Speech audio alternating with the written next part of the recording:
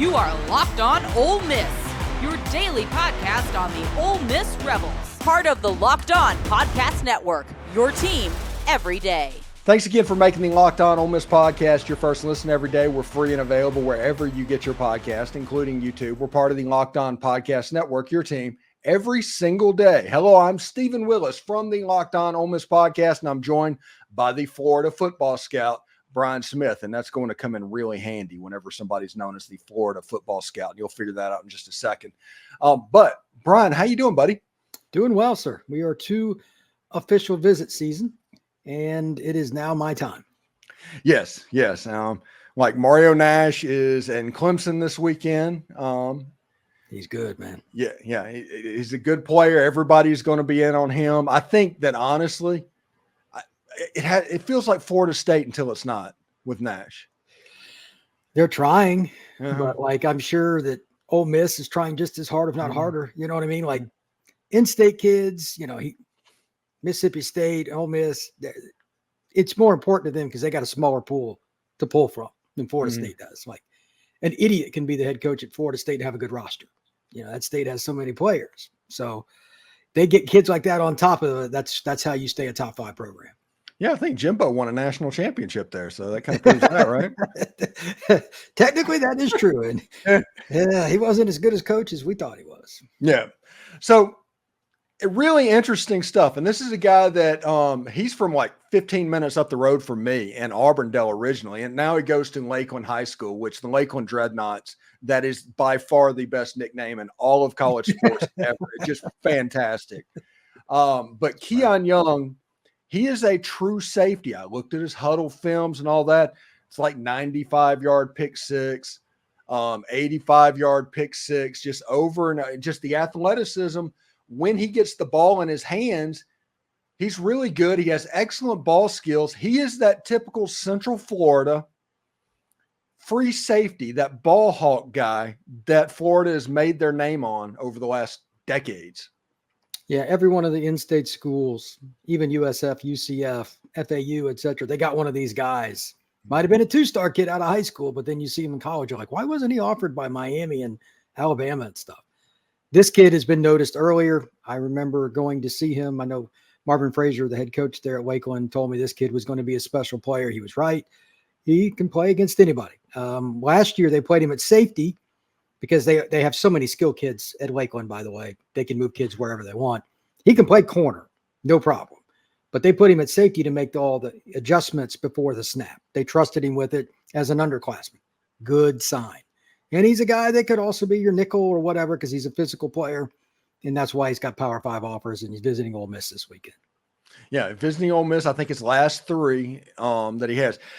When you look at the RPMs, like Florida was at like 98%, but he had decommitted from somewhere, and I'm assuming he decommitted from Florida. Is that correct?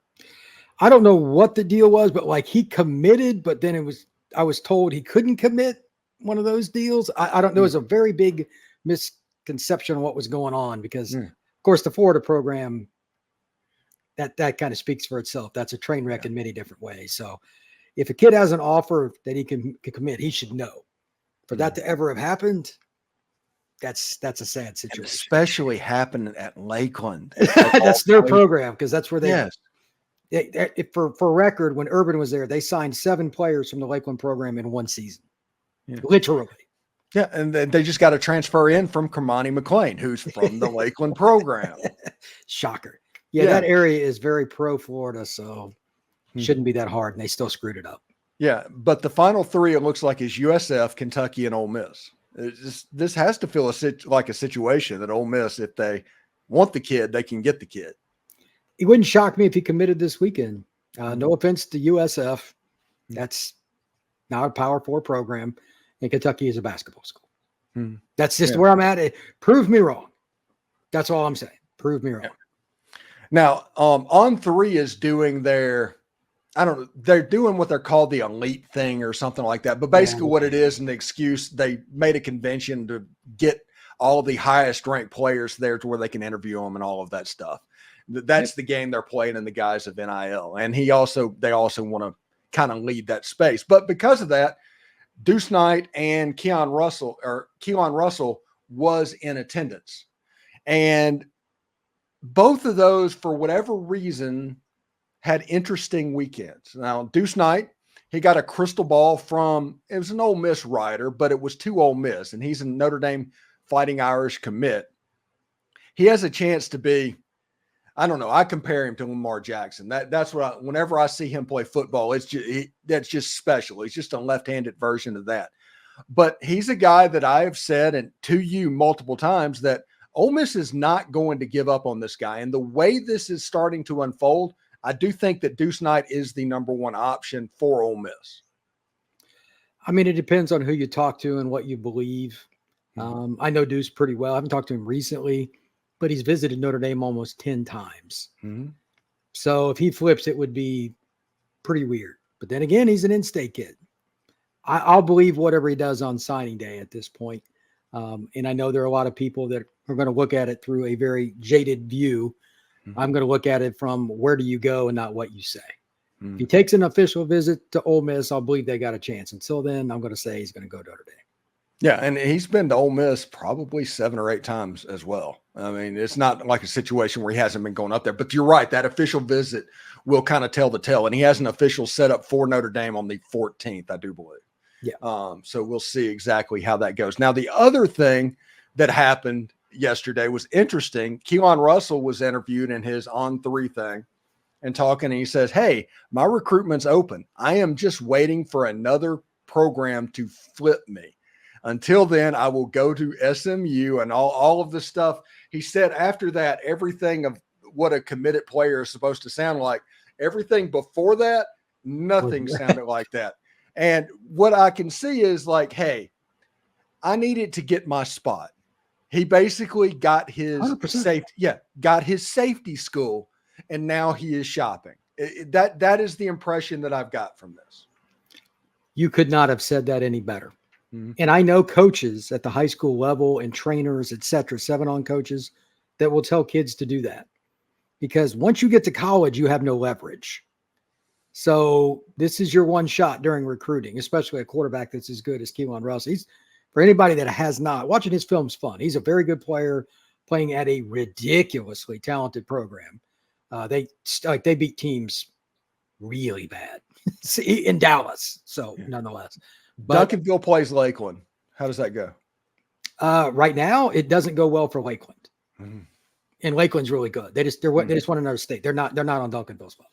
They're not. Yeah. In the trenches is where it's different.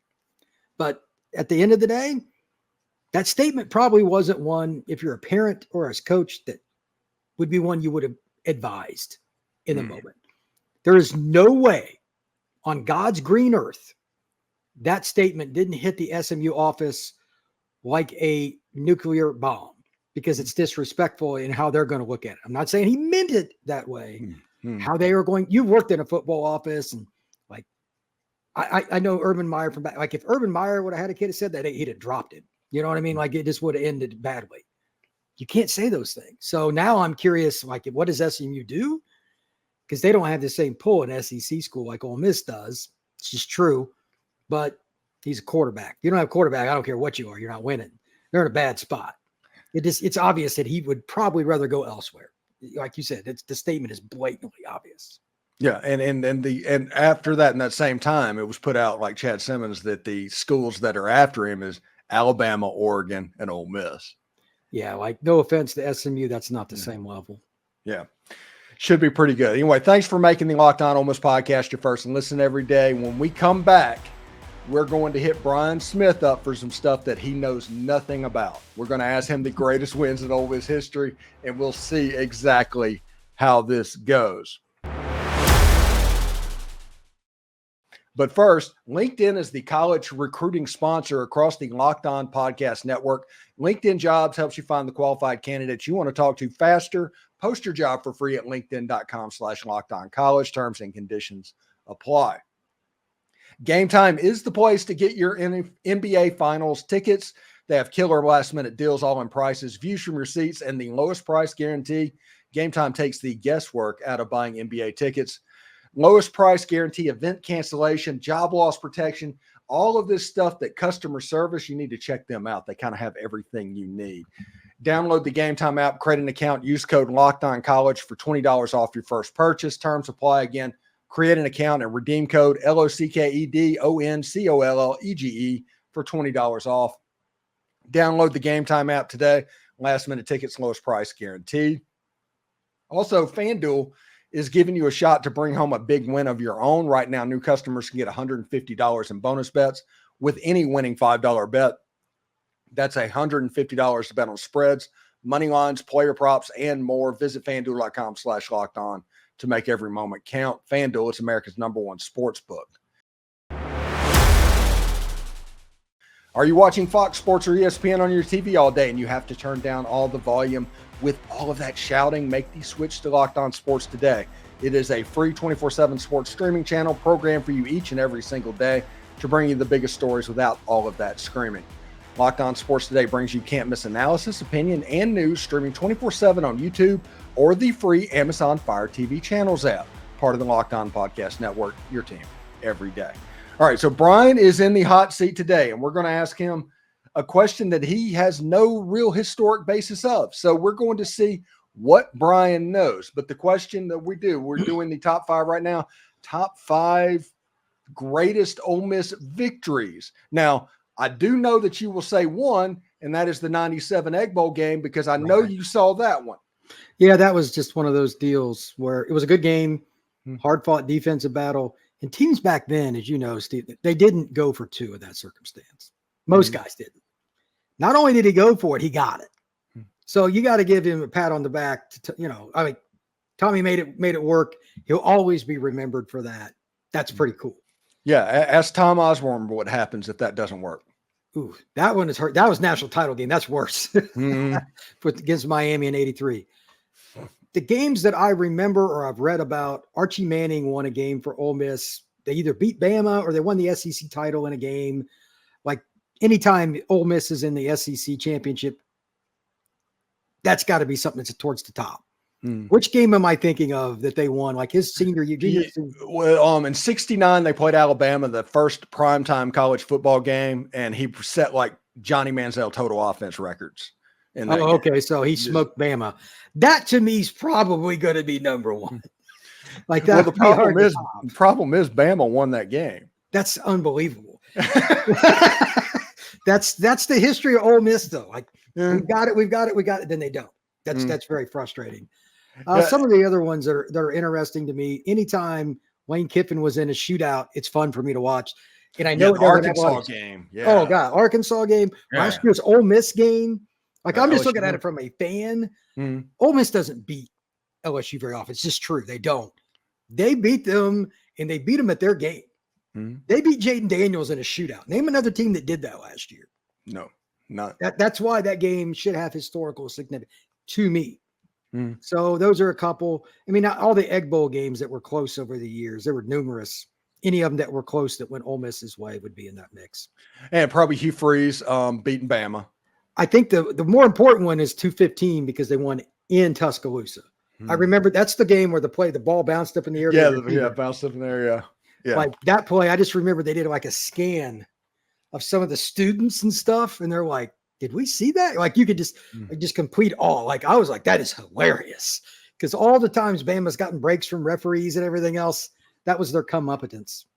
Well, the most hilarious things, like 2 years earlier, was the kick 6. That's right. And then that's a famous point, period. Yeah. And 2 years after that was what we call the tip 6 and the Quincy Adebayo touchdown. And yeah, it's pretty cool stuff. Anyway, I'm interested to see, what people think about the history of Ole Miss football that don't have a deep intake. Like, I'll ask you this question real quick, because this is kind of related. They announced TV times. Ole Miss and Mississippi State, the Egg Bowl is moved off of Thanksgiving, and now it is at 2:30 or 3:30 on ABC on Friday. What do you think about that move? It depends on the following question, which I unfortunately have a bad feeling. That means NBC probably, if NBC's doing the game, is that ABC. Right? ABC. That means ABC has something they're going to play on Thanksgiving. What are they playing on Thanksgiving night that would be more important than the Egg Bowl? I'm thinking, I do not know this, and I haven't seen this announced there, but I think eventually it's going to be Texas and A&M. Like that would be, no offense to a lot of others, that'd be cool because that game hasn't been played forever. Yeah, I think that is the game. That's what I've assumed for like the last year. It may not happen this year, but them moving the Egg Bowl off of that time slot Gives them a spot to do it. Yeah. Gives them a spot to put them.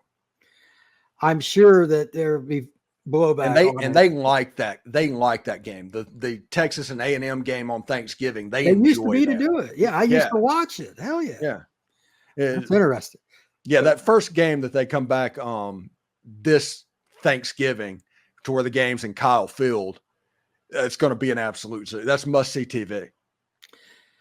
Yeah, they'll need a lot of extra security for people wearing burnt orange, like for real. Like that will not be good. But anyway, yeah, 10 years of hurt feelings there. That's an understatement. Anyway, thanks for making the Locked On Ole Miss podcast your first listen every day. We're free and available wherever you get your podcast, including YouTube. We're part of the Locked On Podcast Network. Your team every single day. Brian Smith, the Florida football scout, joining us each and every Friday. Thank you, buddy. Thank you, sir. Appreciate it.